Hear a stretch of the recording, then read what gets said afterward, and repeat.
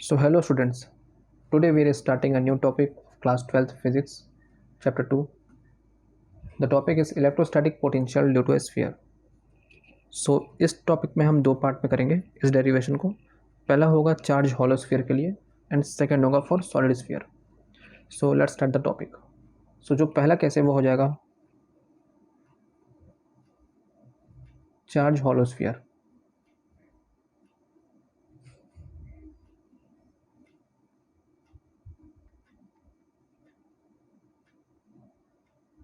For charge hollow sphere. And जब बात करेंगे चार्ज हॉलो स्फीयर की, सो इसके अंदर भी तीन केस होते हैं. पहला होगा स्फीयर के आउटसाइड पे, सेकंड केस होगा स्फीयर के सरफेस पे एंड थर्ड केस होगा स्फीयर के inside. So let's draw the diagram. Let us assume that this is the sphere, hollow sphere.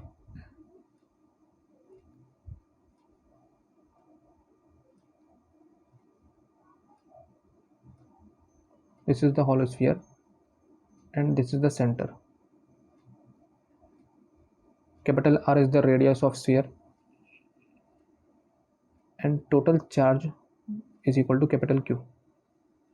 So equally distributed charge at the surface of sphere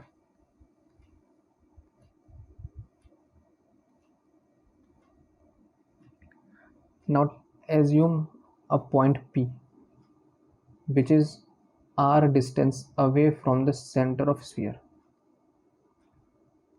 R distance away from the center of sphere. Okay, so due to this charge an amount of electric field is applied on the point P in the direction of away from the charge. So let us assume that E is the electric field at point P, and due to the electric field the P moves in the direction of electric field a small distance dr. Okay, so जो P है due to the presence of electric field move करेगा in the direction of electric field at a distance small dr. Okay, very small distance. So यहाँ से direct start करते हैं. सो हमें ये पता चल गया कि जो इलेक्ट्रिक फील्ड होगा किसी भी पॉइंट पे अगर हम फाइंड करेंगे इलेक्ट्रिक फील्ड, सो इसका फॉर्मूला होता है K Q by are square. So this is the given electric field and we also know that the relation between electric potential and electric field. So जो relation होता है वो होता है del V is equal to integration of minus E dot D R. Okay, और जो negative sign show कर रहा है, नेगेटिव ये शो करता है कि जो इलेक्ट्रिक पोटेंशियल होगा वो इन the direction of electric field decrease होगा. ओके, सो नेगेटिव का मतलब ही ये है कि इलेक्ट्रिक पोटेंशियल डिक्रीज होगा in the direction of electric field. So यहाँ से डेरिवेशन स्टार्ट करते हैं. We know that this and del V को हम लिख सकते हैं V P minus V infinite is equal to integration of from infinite to point P E dot dr. So del V को लिख सकते हैं V P minus V infinite and जो इंटीग्रेशन है वो हो जाएगा इन्फिनाइट से पॉइंट पी तक का ई डॉट डी आर.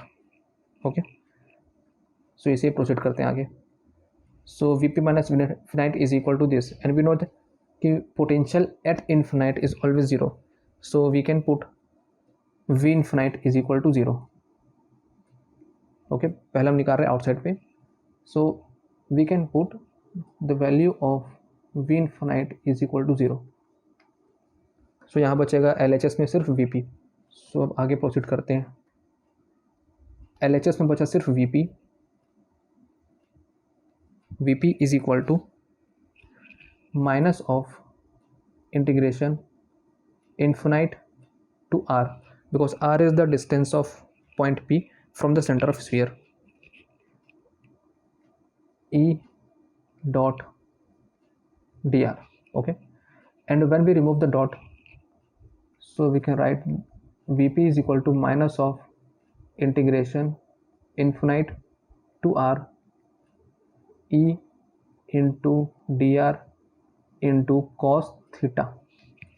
अब चेक करते हैं कि कॉस थीटा का वैल्यू क्या होगा. ये सिर्फ थीटा का वैल्यू क्या होगा। सो जो थीटा है वो शो कर रहा है angle between electric field and distance d r. So यहाँ पर दिख रहा है कि electric field and distance d r वो दोनों ही सेम पाथ में है, ये फिर पैरेलल है। सो जब ये दो लाइन पैरेलल होते हैं उनके बीच का एंगल 0 होता है। So we can put theta is equal to 0 and cos 0 becomes 1। Okay, so हम यहाँ ये बोल सकते हैं कि V P is equal to minus of infinite to r E into d r and cos 0 का वैल्यू होता है 1। सो यहाँ नहीं भी लिखेंगे तो चल जाएगा। सो यहाँ हमें इक्वेशन मिल रहा है V P is equal to minus of infinite to r E d r. Now putting the value of electric field in this equation. So put करते हैं इलेक्ट्रिक फील्ड का value. Again V P is equal to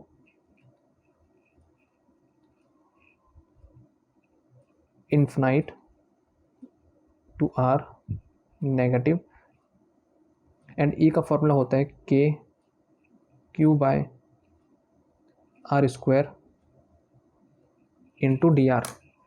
okay, just put किए हम लोग electric field की value को। अब यहाँ पर से जो कांस्टेंट है उसे बाहर निकाल लेते हैं। सो के क्यू है कांस्टेंट, सो इंटीग्रेशन से कांस्टेंट को बाहर निकाल देते हैं। So V P is equal to minus of K Q and अंदर बचेगा integration infinite to R 1 by are square D R, ये बचेगा इंटीग्रेशन के अंदर। एंड जिन्हें भी इंटीग्रेशन का थोड़ा भी नॉलेज होगा उन्हें पता है कि integration of 1 by a square या फिर integration of 1 by x square का जो आंसर आता है वो होता है minus of 1 by x. Okay, so मैं उस डेरिवेशन को या उस इंटीग्रेशन के प्रोसेस को इस वीडियो में शो नहीं कर सकता, बट जिन्हें भी ये थोड़ा बहुत नॉलेज होगा उन्हें समझ में आ जाएगा कि integration of 1 by are square का जो इक्वेशन आने वाला है आखिरी में वो हो जाएगा minus of 1 by R. So integration of 1 by R का मतलब होता है minus of 1 by R. So हम सीधा यहाँ वही पुट करेंगे V P is equal to minus of K Q, bracket में आ जाएगा minus of 1 by R and upper limit and lower limit, upper limit and lower limit. Okay, now we will put the value of upper limit and lower limit. So Vp is equal to minus of kq। अब अंदर में आएगा upper limit and lower limit. So एक बार 1 by R के place में put करेंगे r, so यहाँ तो सेम टर्म आएगा 1 by R and upper limit minus lower limit होता है, सो यहाँ माइनस आएगा और ड्यू टू दिस माइनस यहाँ पर प्लस हो जाएगा। ओके, 1 बाय इन्फिनाइट, एक बार पुट करेंगे r को, एक बार पुट करेंगे इन्फिनाइट को। ये जो सारा प्रोसेस हम कर रहे हैं ये सब इंटीग्रेशन का प्रोसेस है। सो यहाँ पर अगर चेक करें तो 1 बाय इन्फिनाइट का वैल्यू होता है 0। अगर यहाँ 0 पुट करेंगे तो सिर्फ बचेगा minus of 1 by R. So this minus get plus. So V P is equal to ये माइनस और ये माइनस प्लस हो गया, आंसर बचेगा के क्यू बाय आर। सो ये हो जाएगा आउटसाइड द सरफेस का केस। Okay, electric potential of the sphere due to the sphere outside the surface. Okay, so ये जो केस है वो हमें मिला है आउटसाइड के केस में। अब चेक करते हैं कि सरफेस का केस में क्या होगा। तो सरफेस अगर बात करें हम तो सारी चीज़ें सेम रहेंगी, बस जो सेंटर से डिस्टेंस है वो कम हो जाएगा। अगर मैं सरफेस की बात करता हूँ, सरफेस की बात करते हैं तो मानते हैं यहाँ पर एक पॉइंट P है, इस बार पॉइंट P को हम एज्यूम कर लेते हैं यहाँ पर। सो इनसे सिर्फ डिस्टेंस का चेंज आ रहा है, पहले डिस्टेंस r था, अभी जो डिस्टेंस है वो कैपिटल R है। ओके, सो हम सिर्फ r को ही रिप्लेस करेंगे और उससे निकल जाएगा at surface. So V P at surface is equal to हो जाएगा K Q by capital R। ये हो जाएगा K Q by capital R। So outside के लिए इक्वेशन ये बन गया एंड सरफेस के लिए इक्वेशन ये बन गया। Now will check about the inside कि इनसाइड द सरफेस क्या आएगा।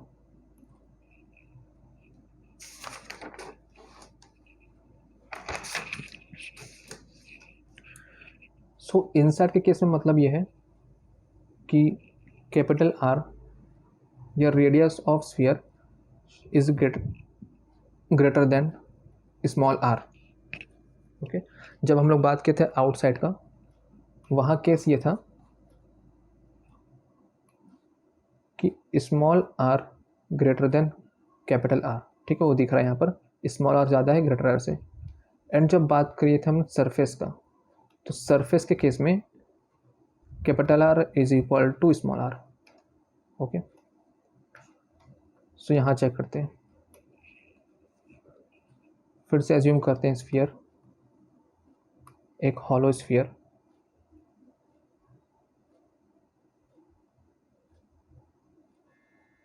एक hollow sphere, let this is the radius capital R and point P इस बार सरफेस के अंदर पे है। सो ये जो डिस्टेंस है वो हो जाएगा small R and this is point P. Okay, and charges are distributed at the surface of sphere.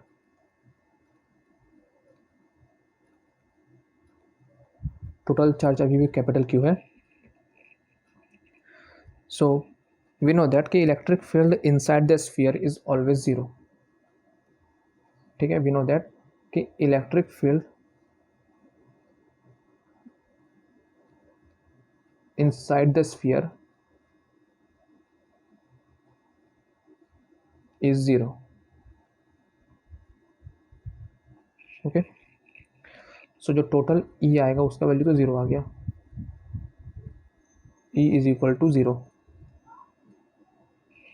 Now putting the value of electric potential, okay, so del V is equal to minus of integration E dot D R. Okay, अब यहाँ check करते हैं कि जो del V होगा वो कहाँ से कहाँ तक होगा। सो इस बार जो del V होगा वो सरफेस से पॉइंट P तक होगा। ओके, इससे पहले केस में हम चेक किए थे तो इन्फिनाइट से पॉइंट P था, बट अब जो चार्ज प्रेजेंट है वो कहाँ पर है, सरफेस पे प्रेजेंट है। सो हम लोग मानेंगे कि सरफेस से पॉइंट P तक होगा। सो यहाँ पर पुट कर देंगे Vp minus Vs is equal to minus of integration from surface to point P E dot D R. Okay, अब यहाँ वैल्यू पुट कर देते हैं E का, तो E का वैल्यू 0 होता है। सो इस वजह से ये पूरा टर्म हो जाएगा 0 because E is equal to 0। So यहाँ पर Vp minus Vs is equal to हो जाएगा 0। और ये 0 क्यों हुआ, because electric field inside the surface is always 0. Now we will transfer the Vs to the RHS. So Vp is equal to Vs। इसका मतलब ये हुआ कि जो भी वैल्यू Vs का आया था या चार्ज एट सरफेस का आया था वही इक्वल आएगा Vp के। सो अब जो Vs का वैल्यू उसे रिप्लेस करते हैं, यहाँ पर Vs के वैल्यू को रिप्लेस करते हैं। इक्वेशन आ रहा है Vp is equal to Vs, but we know that कि Vs का मतलब है पोटेंशियल एट सरफेस, जो हम निकाले सेकेंड केस में। Vs का वैल्यू आया था K Q by capital R, K Q by capital R. So Vp का भी इक्वेशन हो जाएगा K Q by capital R. Okay, so इससे निकल जाएगा potential inside the sphere which is equal to K Q by R. Now इस पे check कर लेते हैं ग्राफ को, इस पे ग्राफ चेक कर लेते हैं तीनों कंडीशन को ड्रॉ करते हुए, मीन्स आउटसाइड का कंडीशन, इनसाइड का कंडीशन एंड देन सरफेस का condition. So let this is the sphere again. Okay, ये उसका मीडियन हो गया।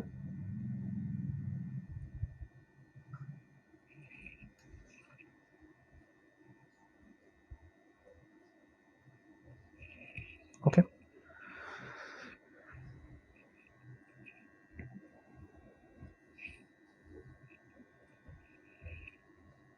सो ये पार्ट हो गया इनसाइड का।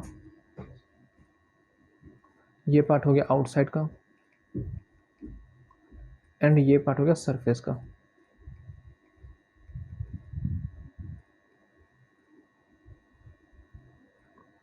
ओके, ये इनसाइड है, ये पॉइंट सरफेस का है और इसके बाहर का जो पॉइंट है वो आउटसाइड का है। सो हम चेक कर चुके कि वी इनसाइड इक्वल है वी सरफेस के। सो इनके बीच जो ग्राफ बनेगा वो स्ट्रेट लाइन रहेगा, क्योंकि दोनों का ही value as it is same है। ठीक है, अब चेक करते हैं कि वी सरफेस और वी आउटसाइड के बीच कैसा ग्राफ बनेगा। सो हमें चेक करना है वी आउटसाइड का ग्राफ। यहाँ पर दिख रहा है कि जो वी पी है वो इन्वर्सली प्रोपोर्शनल है आर के। Okay, so we can say that कि इस केस में V P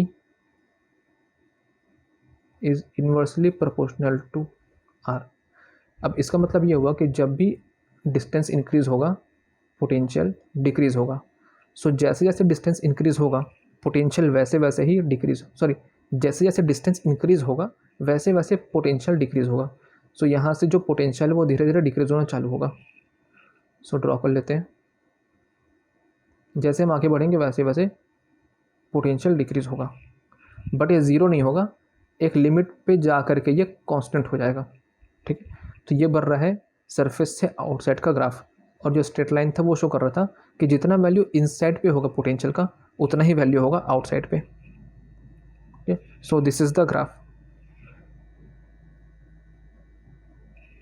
okay, this is the graph between V and distance, potential and distance.